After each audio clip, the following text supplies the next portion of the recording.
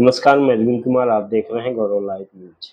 जिस तरह से इजराइल ने पूरे दुनिया में एक संदेश दिया है, संदेश क्या दिया है? उन्होंने संदेश दिया है कि उनके अंदर मानवता नहीं है, उनके अंदर भाईचारा नहीं है, उनके अंदर जो है इंसानियत नहीं है।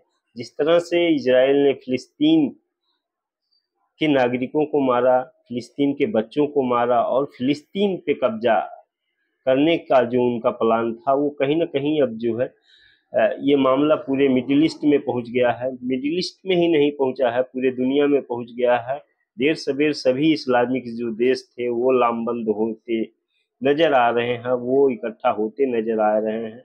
और इजराइल है कि वो अमेरिका के बलबूते पे इतना फूल रहा है कि वो जो है किसी की नहीं मान रहा है, यहाँ तक कि यूनाइटेड नेशन की बात को भी नहीं मान रहा है। पूरे दुनिया के लोग जो है, जो इजराइल के प्रधानमंत्री बेंजामिन नेतन्याहू है, उनको इस घटना का दोषी ठहरा रहे हैं, इस युद्ध का दोषी ठहरा है। लेकिन बेंजामिन नेतन्याहू है कि उनके अंदर इंसानियत नाम की चीज़ नहीं है। जिस तरह से फिलिस्तीन के बच्चे मारे गए, फिलिस्तीन के बुजुर्ग मारे गए, और फिलिस्तीन ये वही फिलिस्तीन है जिन लोगों ने जो है यहूदियों को अपने ज़मीन पे रहने के लिए कब्जा दिया। जब यहूदियों को जो है बाहर से मारकर भगाया गया, तो ये वही फिलिस्तीनी लोग हैं जिन्होंने इंसानियत के तौर पर इनको रहने के लिए जगह दी।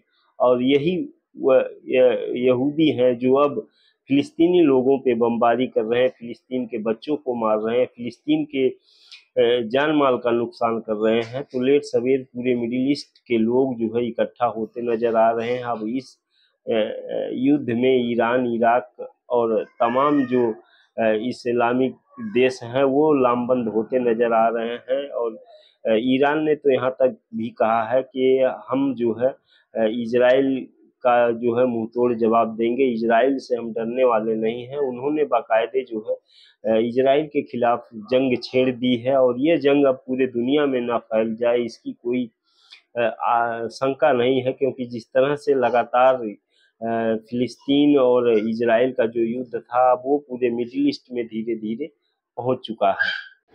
जब से हमास के कमांडर हानिया की मौत हुई है, उसके बाद से ईरान इजराइल के खिलाफ उन्होंने कड़ा रुख अख्तियार किया है। और वो कह रहे हैं कि हम किसी भी कीमत पे जो है हमास के कमांडर का बदला लेंगे, और किसी भी कीमत पे हम इजराइल को छोड़ने वाले नहीं हैं, बख्शने वाले नहीं हैं। क्योंकि पूरे मिडिल ईस्ट के जो इस्लामिक देश हैं वो एक लेट सवेरी एक हो रहे हैं, और इनकी जो बैठकें हैं वो लगातार बैठकें चल रही हैं। और देखना यह है कि इजराइल जो एक छोटा सा देश है वो अमेरिका के इशारे पे कब तक आखिर जो है इस नरसंहार में शामिल होता रहेगा।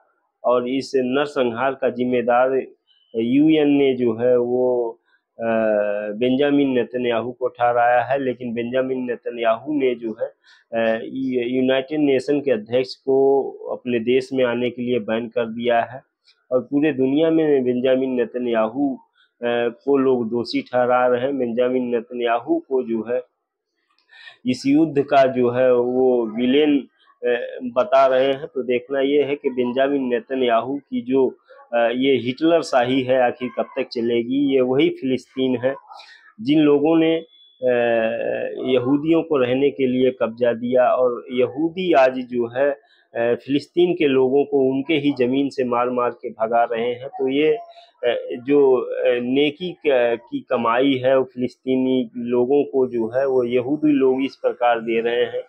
जब यहूदियों को बाहर से मार मार के भगाया गया था तो यही जो है फिलिस्तीनी लोगों ने जो है उनको शरण दी, और शरण देने के बाद से ही यहूदी लोगों ने उनके देश पे कब्जा कर लिया। यहाँ तक कि उनके देश में जमीनों का बंटवारा करके अलग देश बनाया। उसके बाद अब वो पूरा देश हड़प लेना चाहते हैं। तो ये देखना ये है कि यहूदियों का जो पूरे दुनिया में यहूदियों का जो संगठन है वो भी जो है इस नरसंहार के सामने जो है वो अपना पक्ष नहीं रख रहे हैं। क्योंकि जितना नरसंहार इजराइल ने फिलिस्तीनी लोगों को किया है, दुनिया में शायद किसी देश ने इस तरह से जो है जो आश्रय देने वाले लोग हैं किसी ने किया होगा, क्योंकि मुसीबत के समय में यहूदी लोगों को फिलिस्तीनियों ने बचाया। उन्होंने अपनी जगह दी, जमीनें दी, दाना पानी दिया।